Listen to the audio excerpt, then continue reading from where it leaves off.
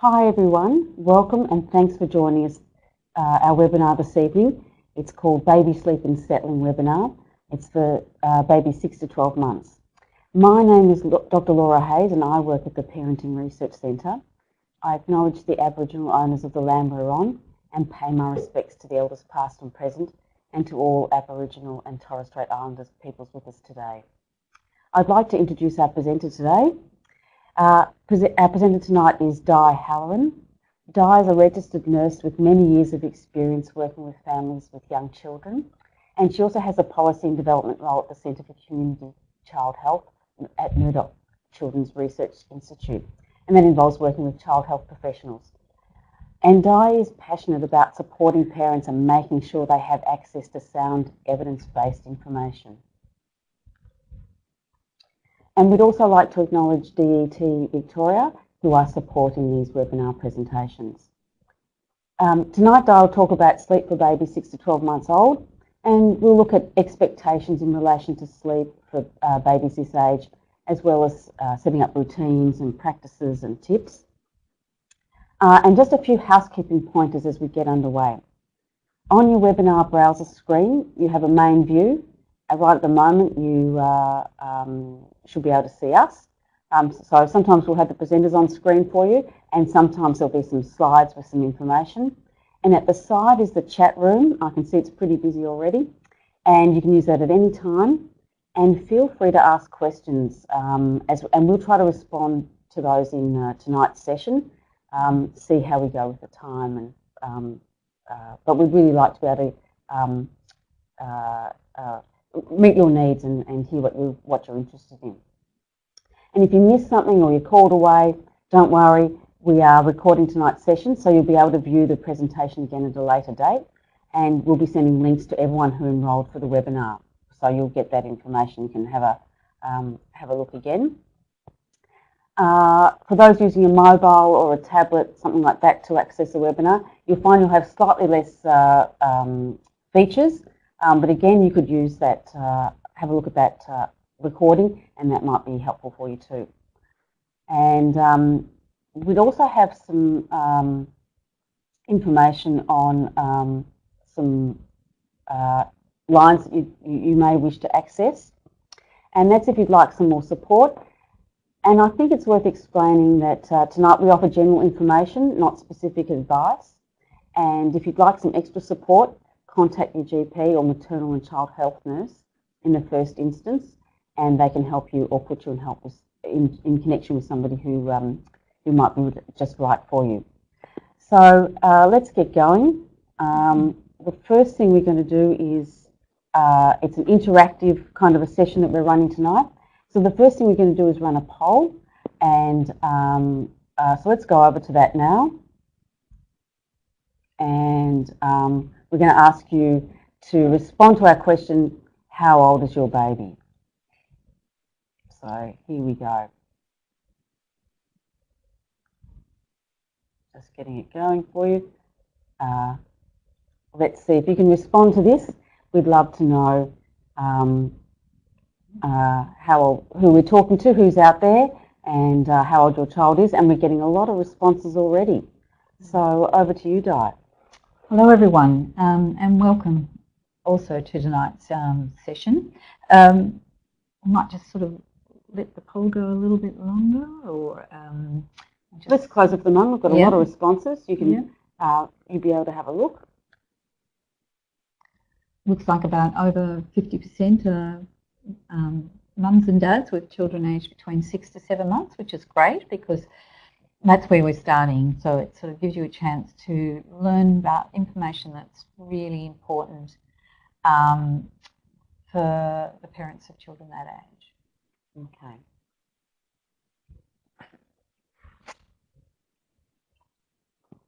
So tonight we're going to start off with really giving you all an overview of what to expect in the period between 6 to 12 months in relation to your child's sleep, but we'll be taking a big picture view of it. So we'll be looking at what all those other things that within family life and children's growth and development that can affect children's sleep. We'll also look at routines, and if you haven't already established routines, we'll look at how to do that. We'll look at also about managing sleep issues, look at the different types, what you can do actually, and the choices that are out there, and look at what might suit your family. And we'll finish off with a question and answer session at the end. Throughout, Laura may bring up some of the questions that are put onto the chat room if it seems appropriate. So we'll try not to make it too disjointed, but if there's some really sort of pertinent question, we'll try and address that at the time. So let's get started. So what do we need to expect? You know, what do you expect children of this age to be doing? So to start off with, children at this time, between 6 to 12 months, generally sleep around 14 hours a day. So when I talk about a day, I'm talking about a 24-hour period. So over the 24 hours between night sleep and daytime naps, the children will sleep generally around 14 hours. The naps can be anywhere between 1 to 2 hours. Some babies sleep for longer periods, but generally most babies sleep between 1 to 2 hours. About a quarter of babies at this age will have naps of less than an hour. So if you're the mother or father of a baby that's doing that, it's not that uncommon. But we may even get a chance to talk about how to extend those daytime naps if they need to be extended, you know, how to resettle during the day. Most babies are ready for bed between 6 and 10 p.m. and that's a big 4-hour gap, but generally somewhere in between that time babies are ready for sleep at night. And most babies take between, some babies only take a few minutes, but many take up to half an hour to get to sleep at this time. So if you're, you know, if you find you're taking a bit of time getting your baby to settle, then and it's under 30 minutes, then you're doing really well, and that's fairly normal for babies to take that long to settle. Many babies wake during the night at this time, and they need an adult to settle them. Babies at times are not good at self-regulating themselves and at resettling, so they need the adult, the parent, to come in and to help them resettle back to sleep. And some babies, about 1 in 10, will do this 3 to 4 times a night, and that can be really unsettling for parents and also create a lot of fatigue. So we'll look a bit at what you could do in relation to babies that are waking often at night. More than a third of parents at this time, so they have problems with their babies around their baby's sleep at this time. So if you're feeling like you're alone, there's actually a lot of other parents out there who may be struggling as well. So by 6 months, baby sleep patterns, and I don't know whether you attended the earlier session, 0 to 6 months, and we talked about the establishment of sleep patterns. By 6 months, the baby's sleep patterns have extended, and they generally, the light and deep sleep is extended to around between 40 minutes to an hour. So every 40 minutes to an hour, they will come out of a deep sleep into a light sleep, but then they will generally go back to sleep. So that means they wake less at night. So hopefully your baby's doing that for you. It's all part of the brain's development, and it's related. We'll talk more about that in a few minutes around the link with development. By 8 months, about 70% of babies should be able to, generally can get themselves back to sleep without a parent's help. So they'll wake, but they'll get themselves back to sleep. But this doesn't happen for all babies, and it's often quite challenging at times for some babies to get themselves back to sleep. And there are some things you can do as parents, but often that means you're having to get up and do the resettling. Excuse me.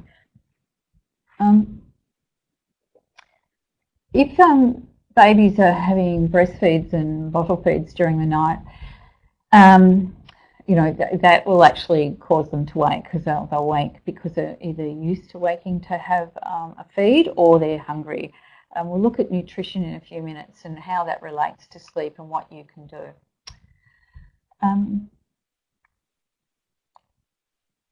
So what is the connection between sleep and your baby's development? There's a whole lot of developmental tasks that happen between 6 to 12 months that can impact your baby's sleep. And if you think about your baby and your baby's head size, you'll notice, or you'll probably notice, that your baby's head is growing rapidly at this time, and that's due to the brain growing and the head expanding. Your baby between 6 to 12 months learns to sit up. They are able to start crawling. And by 12 months, many are walking. But there is a big discrepancy in this. Some babies take longer than others to walk, and others walk earlier or crawl earlier than others. But the other thing they're able to do, by about 9 months, the majority of babies are starting to learn to pull themselves up. So that, again, affects how they see the world. You know, they start, instead of seeing the world from lying down on their back, then all of a sudden they're upright and they can see the world, which means they can often be more clingy and sometimes more difficult to settle, and often wake more often because of these periods of rapid development.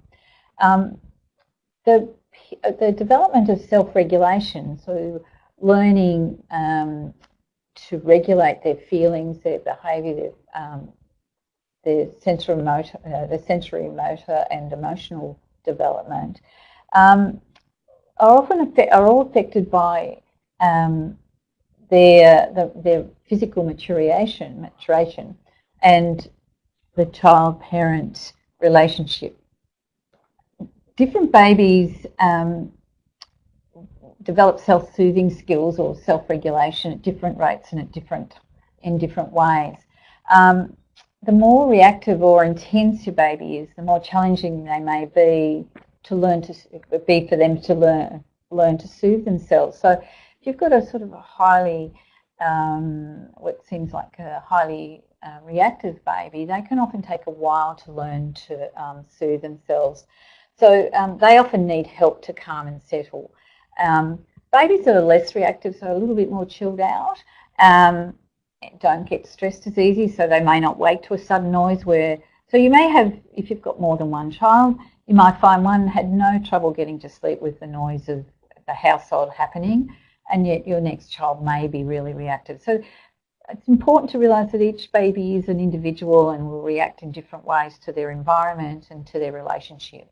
So it's, again, try not to, one, compare your baby to other people's babies, and also not compare siblings, because they're often different. So there's a whole lot of new abilities that babies start developing around 6 months. They learn to able to keep themselves awake more.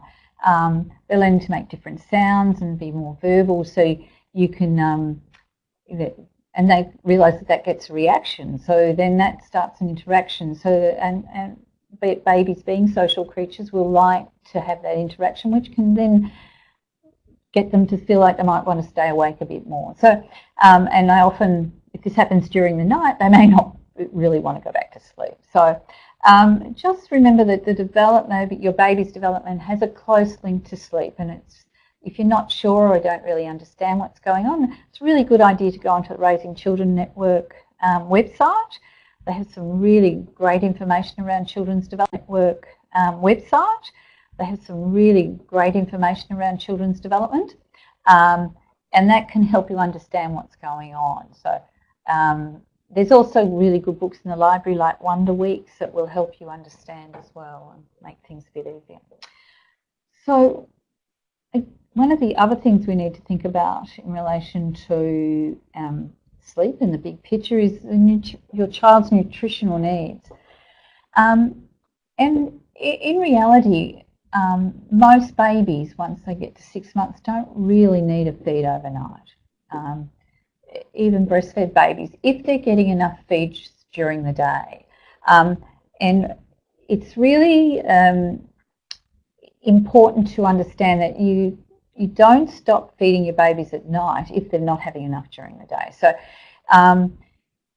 and most parents at times want to just stop the night feeds because that's waking them, which is not wise to do unless you're sure that they're getting enough feeds during the day. And it's worth talking to your maternal and child health, no, child and family health nurse about this, or your GP if you need advice around nutrition at this time. Generally these days, babies are starting solid foods between 4 to 6 months. So by 6 months, and especially if you're using baby-led weaning, babies are becoming much more interested in food and are starting to feed themselves with their hands and with your help. And if as long as they're getting enough fluids as well, so enough breast milk or enough bottle feeds, then they should be able to sleep through the night. And when I'm talking about sleeping through the night, I'm talking about your baby probably needing a late feed around 10 o'clock and then going to sleep. When we talk about sleeping through the night, very few babies will sleep from 6 or 7 p.m. till 7 a.m. They tend to need a feed a bit later in the evening to get them through the night. But if you're unsure about whether your baby's getting enough food or not, or whether they're waking due to hunger, ensure that you talk to someone about that and get the information you need. Just an interesting question that's come up, Di, from a few people, from Sarah and Jane and Belinda, and they've said, how can you tell if it's nutrition or not that they're waking for? So you've said go and talk it over with somebody, but I'm wondering if you've got a few little tips or thoughts there. If they're waking during the night and drinking their bottle straight away or taking a good breast milk, not just having a few sucks and going back to sleep, if they're doing that, then they're using the breast as a comfort. Mm-hmm. If you're not sure whether they're getting enough to eat, write down. We'll talk about a sleep diary later on. It's often a good idea to actually keep track of what you're actually feeding them, and are they eating enough, or are they just playing with the food and throwing it away, or so if you're pretty intent on trying to get an idea whether your child's getting enough food, and also about weight gain, so keeping an eye on whether they're putting weight on over, say, a week or two. But generally, if they wake during the night and don't take the bottle properly or don't have a proper breastfeed, then they're probably waking for comfort. So it's really, I often say to mothers that are breastfeeding especially, to take time with those night feeds and make sure the baby has a really good feed so that it'll get them over that period of time through the night. So that's probably babies have different cries around food as well. You can sort of tell if they're really hungry. So just sort of have a listen and learn to really observe your baby and what's happening. But writing down their intake will actually, what they're actually eating and how many feeds they're having will give you an idea of if you've been, whether the baby's getting enough. If you've been really busy during the day and they haven't had enough breast milks or enough solid foods, then they will wake during the night because they are hungry. Mm. Okay, keep your questions coming, and we'll do our best to answer them as we go. So, physical mobility also can affect sleep. So, and that's mainly what I was chatting about before, was that the physical development that happens at this time. So if your baby starts crawling and is exercising a lot more, they tend to get more tired. It takes a lot of work to crawl.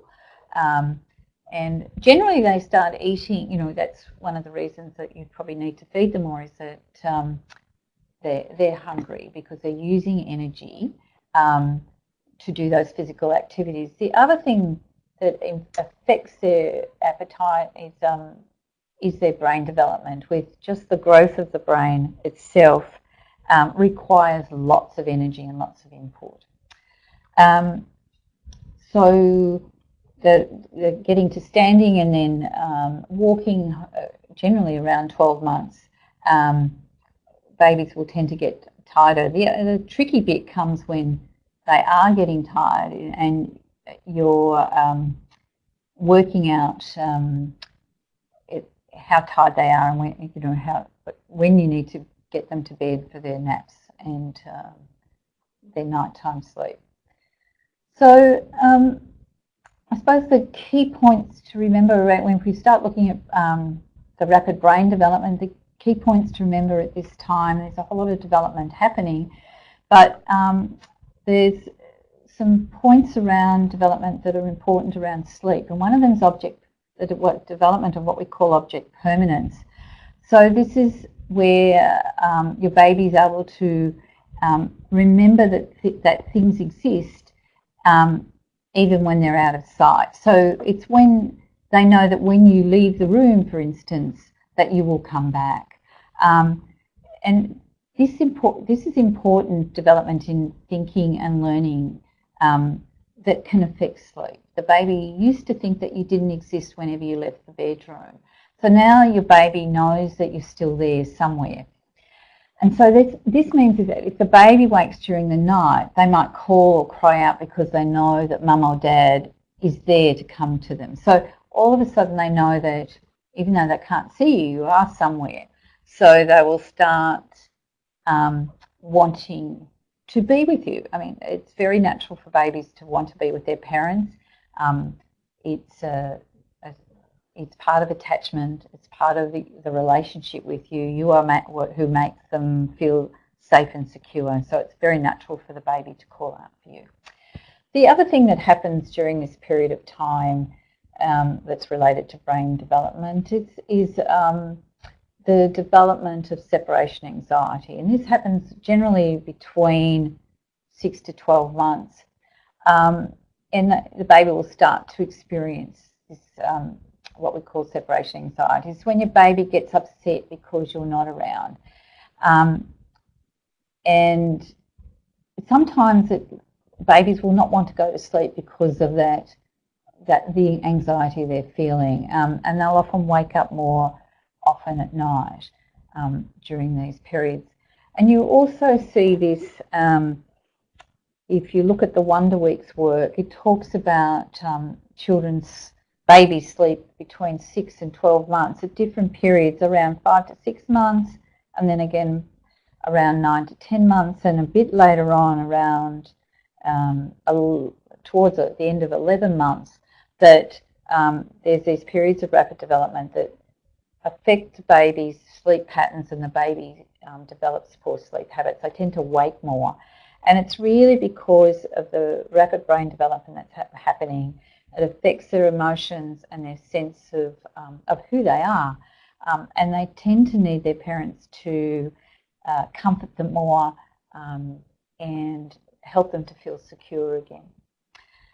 Okay, we'll keep going. And so I just want to talk a little bit about active daytime routines. I think it's very easy at times, especially between 6 to 12 months, where the baby's sort of laying there and rolling over and turning,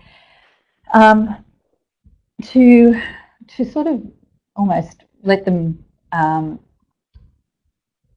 just sort of to be. But I think it's important also to play with your child at this time and to keep a sort of to make the day and the interactions active, if possible, as part of your daytime routine. A lot of people use a feed, play, sleep routine, which works for some families. But I think what the feed, play, sleep routine does is remind families that play is as important as feeding and sleeping. It's part of the fun part of being a parent, for a start, but also important for the baby to experience that relationship interactions with you that aren't around sleep or feeding. So try as much as possible to make time to do that well. Just a little bit about tide signs. There's big variations in tide signs. And as your children get older, they change a bit. And you might find that your baby needs to be held or cuddled more. They'll get disinterested in play, so you'll be able to pick up when they're tired of playing. And they may not want to eat, and they're just generally fussy. So I think it's it's important to remember that here's a little some vision that's on the Raising Children network. You can go in there. There's some really quite clear illustrations around what tired children look like. Remember that you will pick up your baby's tired signs before anyone else. You will learn and get to know your baby, all their little idiosyncrasies better than anyone else. So, you know, it's worth taking the time and really observing your baby to get to know what's going on. Okay. So time for another poll, and we're just asking you, it's a yes or no, do you know your baby's tired signs? So we'll just get this up for you. And it'd be great to hear how people feel that they know their baby's tired signs. And these may change as the baby grows up. Oh, lots of people saying yes. Mm-hmm. Has that gone online for people?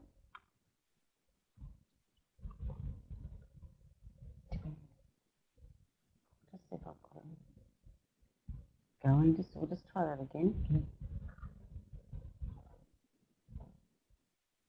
Oh, how about I press start? Here we go.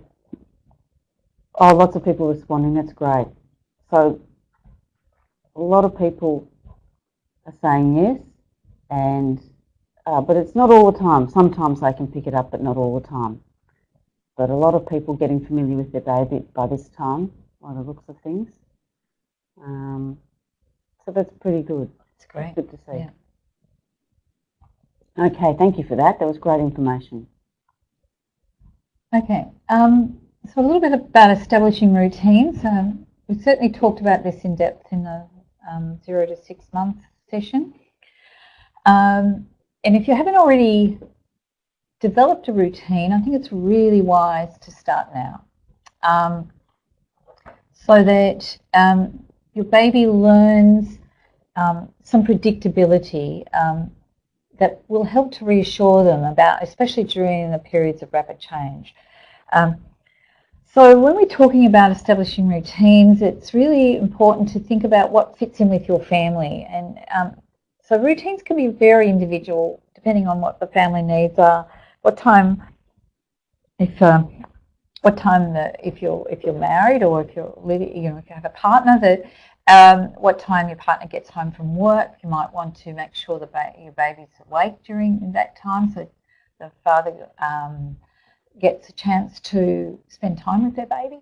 So it's generally it's good to look at a bath. As they get older, you probably wouldn't use massage as much, but some babies like it as they get older still. Some quiet play, and it's about preparing your babies for sleep. So, singing, telling a story, reading a book, whatever sort of fits with your family, just one of those sort of things, but not really crazy active play before bed, because the babies just won't settle if you do that. And it's really difficult, especially if the partner is working long hours, then they want to do some good rough play, if you want to call it, when they get home. But it's probably not the best thing at bedtime. And all through this, it's really important to give your child the sleep messages. So even though your baby's 6 months old or a little bit older, they will start to pick up and understand that the language you're using at bedtime is associated with sleep. So you might, you had the same language. Okay, we're going to have a bath, and then it's time for bed. But keep doing that, and use the same language when you're putting your baby down for their daytime nap, so that they understand that there's predictability in it all. So the other key thing to do is to put your baby down awake or drowsy, but not asleep. Try and ensure that your babies are going to bed awake or drowsy. If babies that go to sleep in your arms, when they wake up during the night, will wonder where on earth they are, and they'll want your arms, so they'll wake up and start crying. So it's really important to try and ensure that you get babies down awake or drowsy. I noticed there's a few questions asking about daytime routine. And the same things apply during the daytime routine, or the same messages apply, and at quiet time before sleep as well. Also make sure your baby's had enough to eat and drink before you try and put them down for their daytime nap. And Erin had a question about how strict you should be with this routine. Well, I mean, I don't think it should be get to the stage where you can't go out socially or anything like that. I think, but I think most of the time try and stick to the routine. If you're on holidays, it's similar. You know, your baby, you might always put your baby down in a sleeping bag, and that's what they get used to. So you'd have a summer weight sleeping bag as well as a winter weight sleeping bag. If you're putting them down during the day to sleep, I put them down in a sleeping bag the same as I would at night. Just make sure they don't get overheated. So it's around creating some predictability for your baby. So baby can sleep, you know, you may not be putting them into their cot during the day because you're out and the baby's in a pram, but I'd still do the same messages around sleep, even if you're going to sleep in their pram. They will get used to it. And it helps them to feel that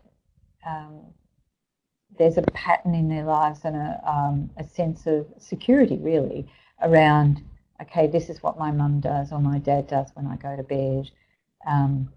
And it makes me feel good because I sleep well and I feel better. So it's, but if possible, I think it's really important to try and follow the same routine.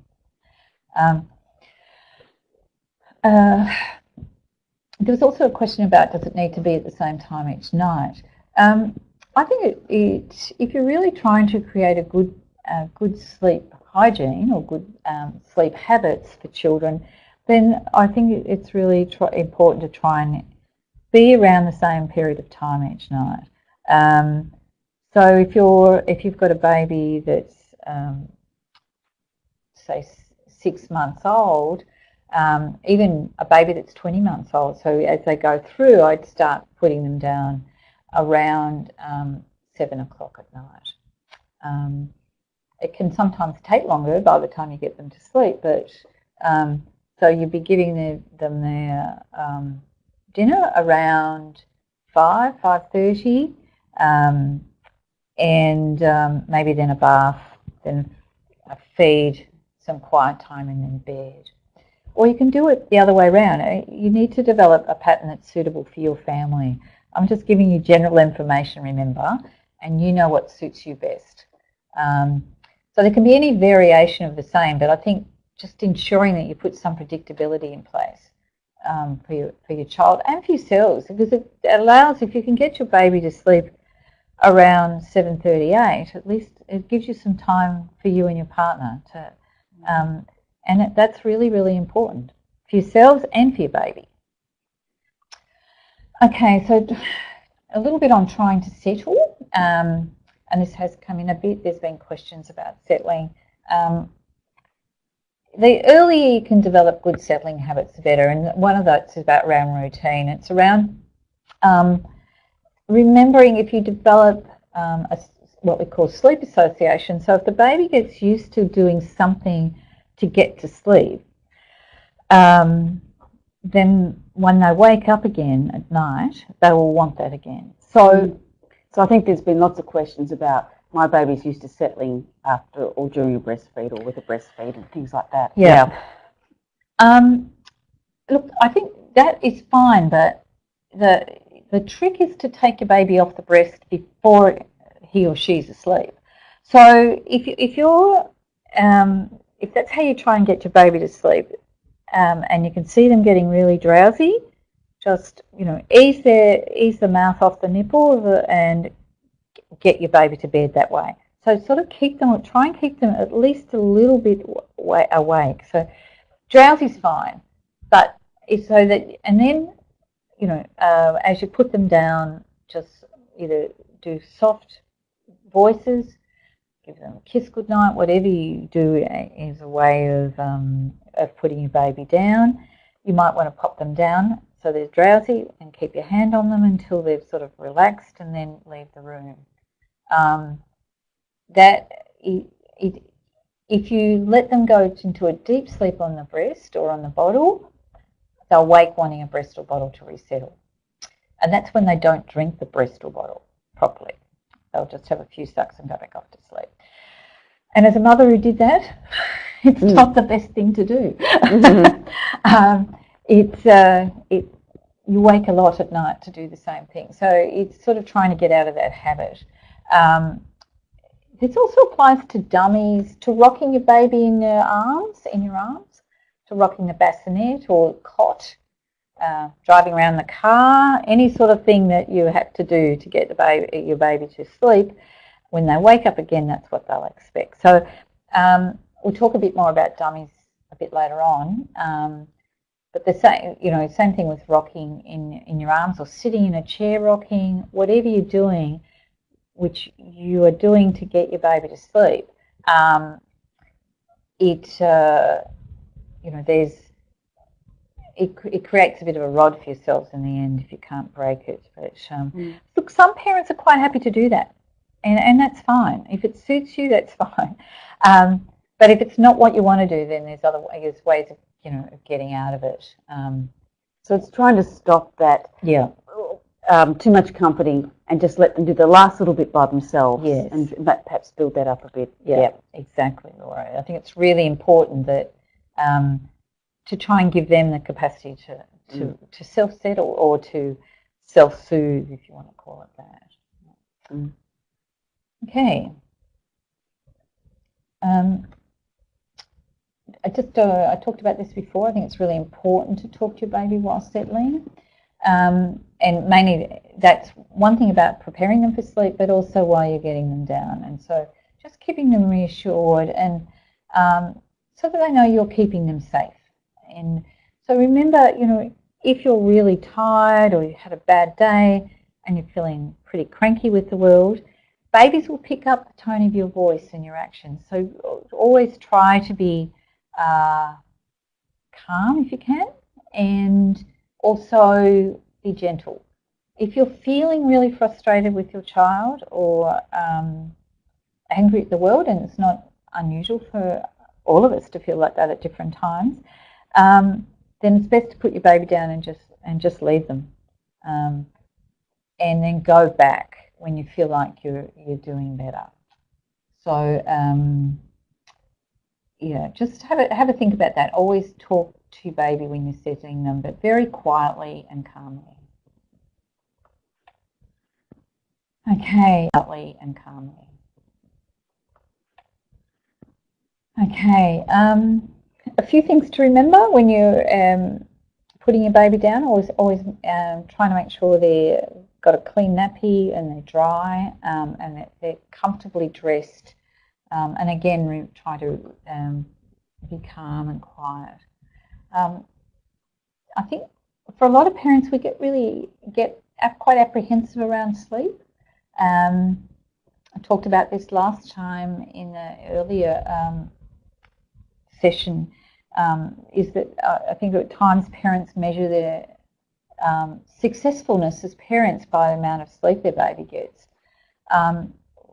When it's actually not really the thing we should be measuring. We should be think much further on when they're adults about how well we've done as parents. And even though we may do our best, we're still not guaranteed of what's going to happen then. So try and not get caught up with the peer group pressure, I think, at times from other parents about comparing children and comparing how well you're sleeping. Rather try and be supportive of each other and care for each other around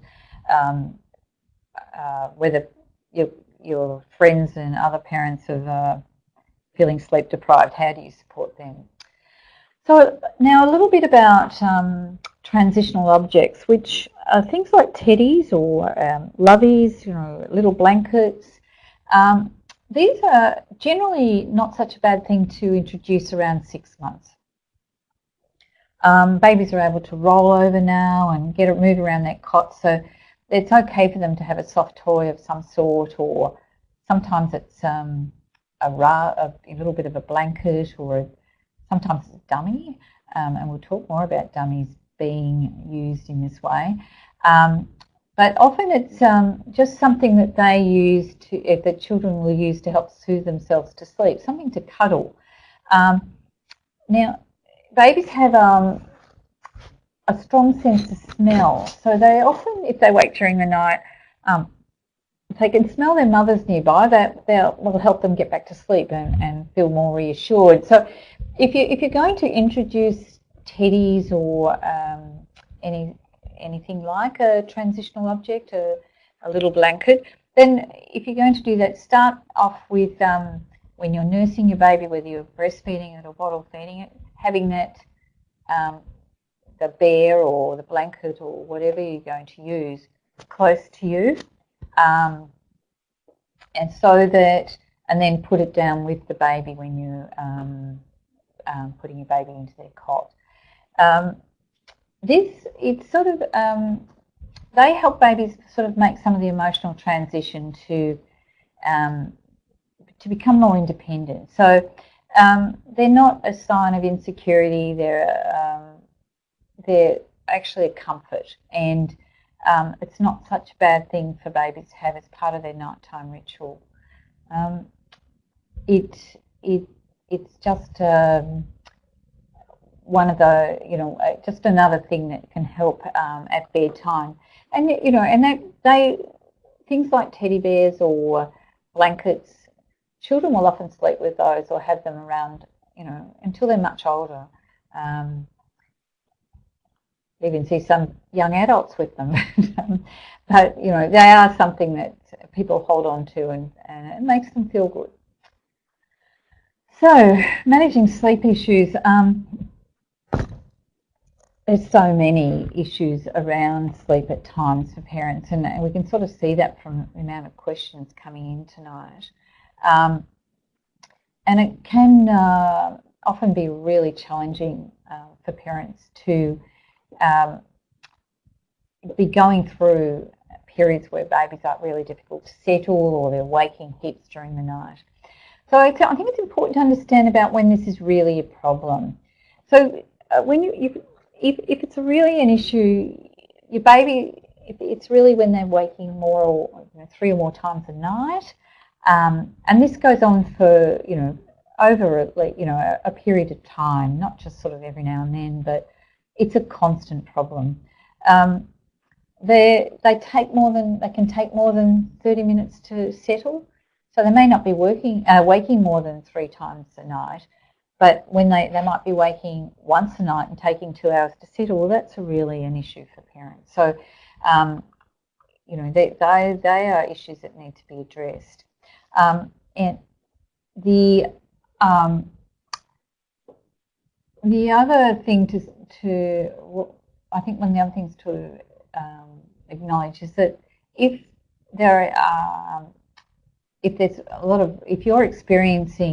you as a parent experiencing problems with sleeping and settling, that it's causing you a lot of distress, then it's an issue and it has to be addressed. So I think it's really important to work out whether it is a problem. I think as far as settling goes, I think the taking longer than 30 minutes to get back to sleep really needs to be addressed. Also, difficulty falling asleep. Some babies just take ages to fall asleep and stay asleep. Others will just be falling asleep all the time and at inappropriate times, and then you sort of get into no pattern at all, and it becomes difficult. So, if there are some other problems like sleep apnea, where babies are snoring, and babies that have had quite a few ear, nose and throat problems between 6 to 12 months can develop sleep apnea, and you need to get that reviewed by a doctor. So if your baby's snoring, always get someone to have a look at their ear, nose and throat and get that reviewed. So what can you do if you've got a real issue with your baby's sleep? I think to start with is to try and get a clear view of what's happening, is to keep a sleep diary. And you need to do this over about a week. You need to record periods of sleeping and waking and unsettled behaviour and feeds, etc. And this helps you work out if they're actually getting enough sleep, because when you're really fatigued, sometimes it feels like they're just not sleeping. And often keeping a sleep diary is sort of that helps a lot in just putting it into context what's actually happening for you and your baby. So you can download them, I think, off the internet, some of the sort of sheets that help you set out a sleep diary. Understanding the difference between grizzling and crying, we talked about this in the earlier session, but it's really important to be able to tell the difference about this, and especially in relation to settling. So if your baby is grizzling after you put them down to have their sleep, try not to go back in. I think it's really tempting for parents to respond immediately to grizzling behaviour when it's actually because you're worried that they're going to accelerate to screaming and crying. Where often babies will grizzle as a way of trying to get themselves to sleep. They're attempting to settle themselves. It can sound like they're whining, but it's actually really important to learn the difference and to respond appropriately. If your baby cries, then it's best to respond quickly and provide comfort and reassurance. And check that they're comfortable, that they're still dry, that you're sure they're not hungry, and that they're either, that they're comfortable, that the temperature's right.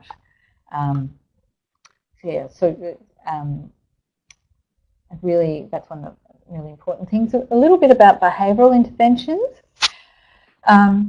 There's lots of information on the Raising Children Network site about behavioural interventions, but I'm going to talk a little bit more about them tonight.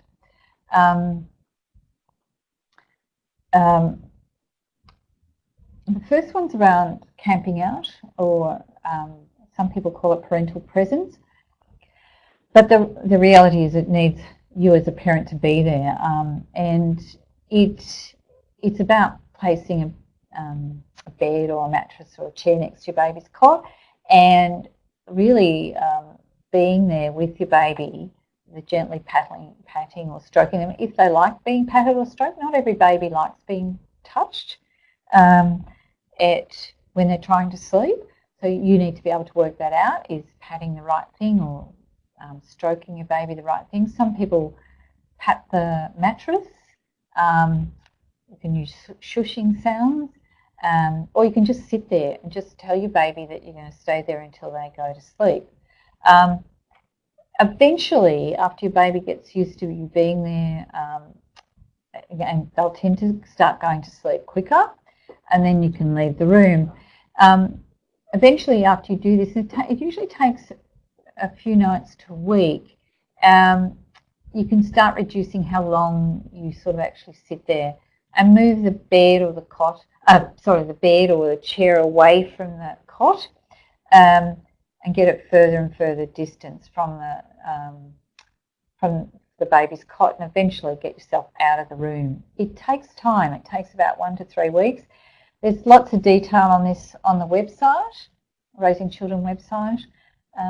Well, I think there was a few questions, there seemed to be quite a lot of questions actually, about how you break the baby needing to be in your arms to fall asleep. So this might be an approach for that kind of situation. Yes, it is. It's a nice, gentle approach. And I think if your baby's been going to sleep in your arms, then it takes time to get them out of your arms. So I'm going to be really realistic about that. Babies want to be with us. They want to be near us. We keep them feeling safe and secure. But as your baby gets up around 6 months to 12 months, they're getting heavy. And it becomes a whole different kettle of fish trying to get them to sleep in your arms. And you often come across young mums who have got sore backs just from doing that. So what you need to do first, so you needed to do, again, talking to them about what you're going to do, and popping them in their cot, but staying with them, with your hands on them. So they're used to being so close to you. They'll still need your touch if that's what they like. So this is also a good opportunity to use the teddy as well, to start bringing something like that in place. to help them, because they can actually hold the teddy, so it replaces being held by you. So but it'll take you time. You know, if you've spent 6 months getting them to sleep in your arms, it's not going to take you 6 months to get them out of your arms, but it'll take you a few weeks to get them out of your arms. So it's really important to take time. And every time you're changing sleep habits, it takes time. You know, you hear people say, "Oh, it only took 3 or 4 days." Well, you're really lucky if it takes 3 or 4 days. I've worked in early parenting centres. It takes a lot longer. The other thing is that if your baby gets sick and you've finally got them in a cot and they're sleeping well, and then they get unwell, they'll tend to regress again. So, you know, there's always those times where you find you're needing to give your baby extra comfort, and when they're sick is one of those times. And there's other questions about getting babies, or when sleep patterns seem to get disrupted. They've been good and then they change, and there's a lot of waking after a holiday, or sometimes people, a lot of the questions it seems to be spontaneous. Yeah, and certainly with those periods of rapid brain development, seems to happen overnight, where you have a baby that was sleeping really well, and you can see that in babies around between 36 to 40 weeks, or 9 to 10 months, sometimes earlier. They've been going along beautifully. They've gone through the rapid growth around 6 months, 5 to 6 months, and you feel like you've got everything right, and then they go back again. They will get through it. I think what's really important is to understand that what to expect. And Wonder Weeks is really both the book and the app. The Wonder Weeks app, which is a free app to download, is really good at actually preparing parents for those periods of rapid development, and just giving you the one up that they might be a bit more grizzly, they might need to be nursed a bit more, they mightn't feed as well, they mightn't sleep as well. So I think the more information you can give yourselves as parents around this, that helps. There's a lot of people saying Wonder Weeks is not free. Well, it used to be free. Well, it's interesting. I have to check on that. Sorry if it's not free, but it used to be. So you can get the book from the library. Most libraries have copies of that book. That would help you to get some information around that. So one of the next behavioural intervention we're going to look at is controlled comforting. Controlled comforting or controlled crying is really not for every child or every family. And we've developed some information on the Raising Children Network, which will give you, and this has only just been launched in the last few weeks, this information will give you an idea around whether this type of intervention will work for you. And I really encourage you, if you're thinking about using something like controlled comforting, to go on and read all the information about it before you consider it. It should never be used on babies under 6 months, and all babies that have not really developed good sense of object permanence, because they'll be really worried about where you are. And with controlled comforting, there's a lot of going in and coming out of the bedroom. So if you're interested in using controlled comforting,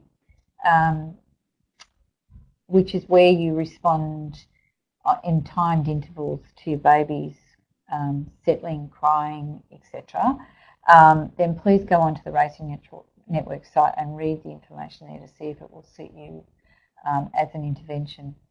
You can also, another intervention which is a type of behavioural intervention, is responsive settling, where you actually don't use any timing at all, but you respond to your baby's crying and not their grizzling, and go in and reassure them that you're still there, and leave as soon as they settle. It's similar to controlled comforting, but it is not guided by time and more guided by you listening to your baby. So there's a whole lot of different things you can do, but that's one of the interventions that these interventions have got an evidence base behind them. But again, you have to work out what suits your family. So what do you do when or if a sleep association is a problem, which we've talked a bit about already with in regard to feeding your baby to sleep, those types of habits, rocking your baby, all sleep associations. There can be things like, your baby won't go to sleep without white noise, or your baby won't go to sleep without music. I mean, those in ways are okay, but things like your baby going to sleep on the breast or going to sleep on the bottle can make it difficult for you as a parent, especially in relation to if they're waking frequently at night, to use the breast or the bottle as a soother. So things like dummies, dummies are really great for some babies. Some babies need to soothe themselves with the dummy. They really like it. And if you're the mother of a baby with a dummy, you'll think, well, it's been the best thing ever. But the problem with dummies is that they fall out. And when they fall out, and especially when the babies are little, you've got to go back and put them back in. So if they fall out and the baby wakes up, then that becomes an issue. Dummies, it's really up to you as the parent about whether you decide to keep the dummy going or whether you decide that actually we can't do this. But if you are going to remove them, and especially in small babies, then you need to do it slowly and sensitively, because if you've created that they really need them, then the way to get rid of them is it takes time. I mean, as children get older, they tend to get rid of the dummies themselves, and I often say to parents that you don't see many children going to school with a dummy in their mouth. They could have a dummy at home for all we know, but very rarely do they go to school with a dummy in their mouth. But it's the reality is if the baby's only having the dummy, and I think I really encourage parents only to give dummies to actually go to sleep. If you've got babies walking around, by the time they're 12 months old and they're walking around with a dummy in their mouth, that gets in the way of their language development. If you've got a dummy in your mouth, it's really hard to speak.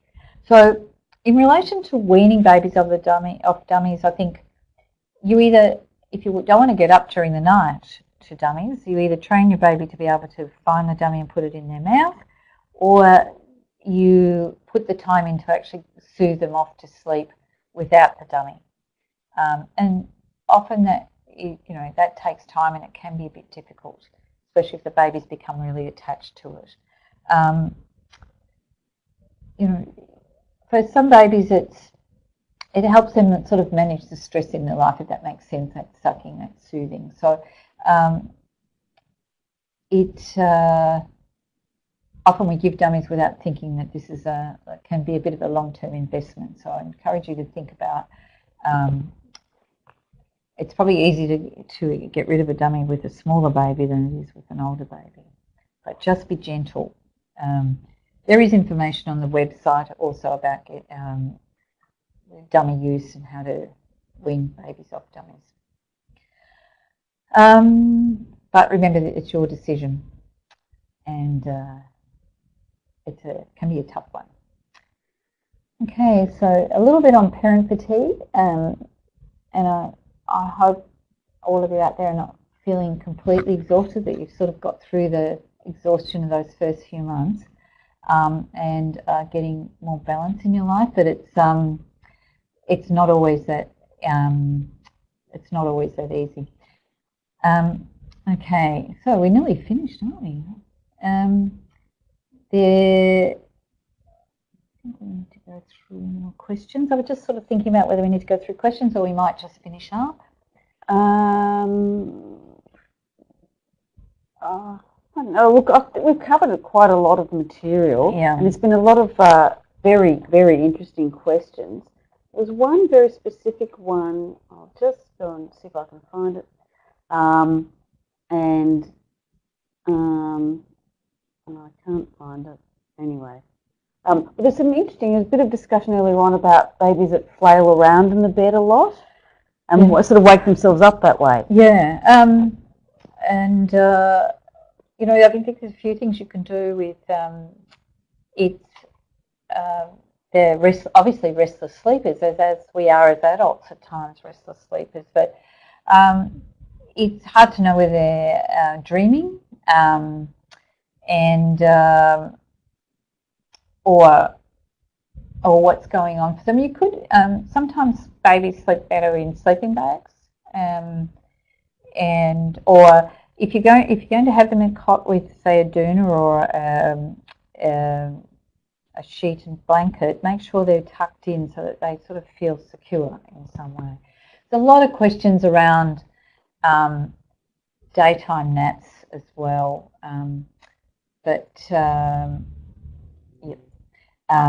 there's a lot of questions around daytime naps. And about how to extend daytime naps. If they're waking after 40 minutes to an hour, it's, you know, just check your rooms, you know, dark enough, not completely dark, because you want to be able to tell the difference between day and night. We need that for our circadian rhythms, but certainly I wouldn't be putting them to bed in a light room. I'd have the room dark.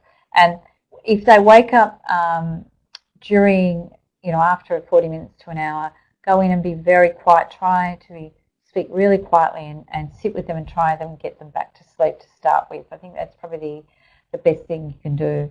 And if after 15 minutes you haven't got them back to sleep, then get them up. Some babies just don't sleep longer than that.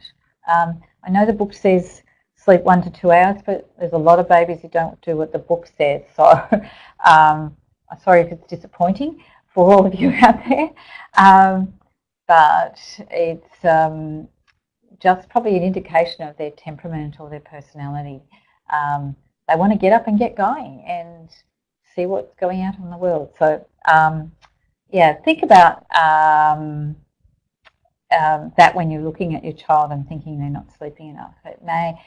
Your child's getting enough sleep if they're functioning well during the day. So as long as they're eating and drinking okay, that they're happy, you know, or contented in their play and interested in their environment, your baby's getting enough sleep, even if it's not what the book says.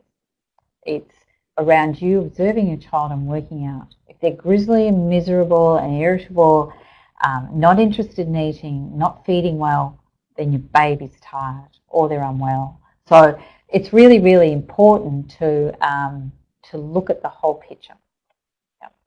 Fantastic. I think that's a really lovely message, you know, to parents to sort of believe in themselves and use their observations and to be courageous in their parenting. You know, to really think about, is this best for me and my family and my child? You know, if you're thinking about putting any intervention in place, think about how the baby might feel about that.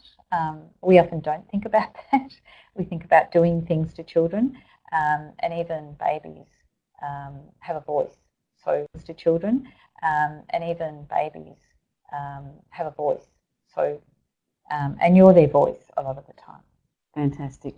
Well, thank you, Di. So that was we were hearing from Di Halloran tonight, talking about baby sleep for babies 6 to 12 months. So thank you for that. And I think we'll wrap it up now.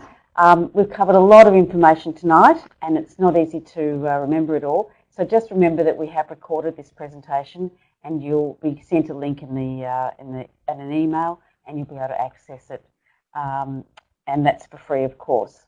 And just to update you, we've got some more webinars coming up in our series, and in a couple of weeks we'll be presenting actually a number of sessions all about managing tantrums, and they'll really so that'll provide a lot of information for parents, and details will be on the RCM website, on the Facebook page in a couple of days, if not tomorrow. And we're really interested in making these webinars as best as possible, best as we can. We really like to improve the sessions, and so we really appreciate your feedback. So when we finish tonight, we'll there'll be a link to a survey, and we'd really like you to hop online and finish that feedback survey. And the final thing, direct you to the Raising Children Network. Lots of useful resources there, videos, all sorts of things, and Di, of course, has referred to some of the information that you can get there. And if you really feel uncomfortable or worried about your child, go and get some help, go and talk to somebody. And just the easiest and most accessible sources are always your GP or your maternal and child health nurse or your other usual health professional. So thanks so much for your time tonight. We really enjoyed your company. Fantastic talking and discussion and sharing in the chat room. It was absolutely fabulous, and we look forward to having you with us again in our webinar series. Thank you. Good night.